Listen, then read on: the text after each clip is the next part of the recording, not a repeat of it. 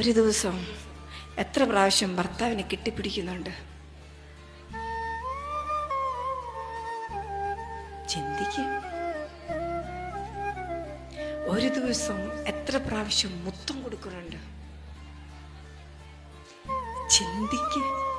ഇന്ന് നേരം വെളുത്ത് എഴുന്നേറ്റോട്ട് വന്നപ്പോ ഭർത്താവിനെ നോക്കി പുഞ്ചിരിച്ചിട്ടാണോ വന്നത്? ചിന്തിക്ക്.